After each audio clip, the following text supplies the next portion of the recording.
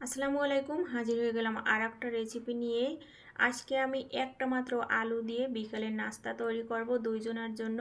সেজন্য প্রথমে আমি হাফ কাপ পরিমাণ আটা, পরিমাণ মতো লবণ, 1 চিমটি কালো জিরা আর সামান্য চিলি ফ্লেক্স দিয়ে, সামান্য রান্নার তেল দিয়ে আমি আটাটা ভালো করে মেখে নেব। মেখে নেওয়ার পরে আমি উষ্ণ গরম পানি দিয়ে ডোটা তৈরি করে নেব। মাত্র দুটো পরোটা করব, সেই জন্য আমি ডোটা তৈরি করে রেখে দেব কিছুক্ষণের জন্য।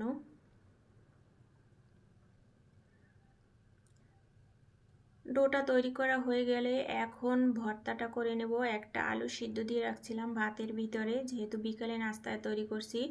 তো আলুটাকে প্রথমে কাঁচা পেঁয়াজ, কাঁচামরিচ, চিলি ফ্লেক্স আর পরিমাণ মতো লবণ দিয়ে ভর্তা করে নেব।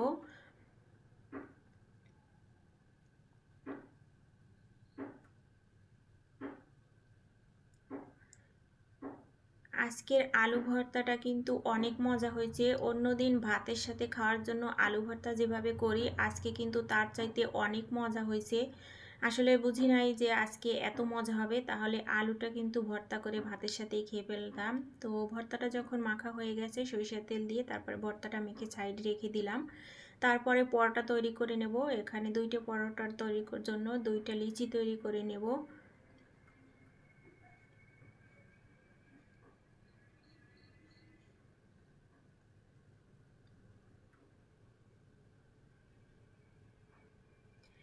এভাবে আলু পরোটা বানালে কিন্তু অনেক মজা হয়। এগুলো বিকালের নাস্তায় বা সকালেও কিন্তু সকালের নাস্তায়ও রাখা যায়। আপনারা একবার ট্রাই করবেন। এভাবে আলু পরোটা তৈরি করে বাচ্চাদের টিফিনেও দেওয়া যায়, আবার বিকালের নাস্তার জন্য তো একদম পারফেক্ট, সকালেও খেলে খাওয়া যায় কিন্তু। তো আমি আজকে 3 কোনা আকৃতি করে পরোটাটা তৈরি করব। তো একটা পরোটা তৈরি করা হয়ে গেছে।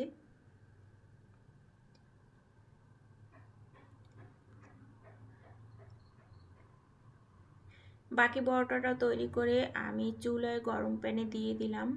তো ওপিঠ হালকা ভাজার পরে সামান্য তেল দিয়ে তারপরে উল্টে পাল্টে ভেজে নেব। অনেক বেশি তেল দেব না, যেহেতু রিচ খাবার খেলে এমনিতেই ক্ষতি হয়, সেজন্য হালকা তেলে ভেজে নেব পরোটাটা হালকা লাল লাল করে। দেখেন পরোটাটা কেমন ফুলে উঠছে।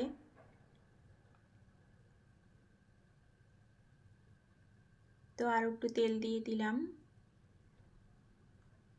যে পরোটা দুটো কিন্তু ভাজা শেষ।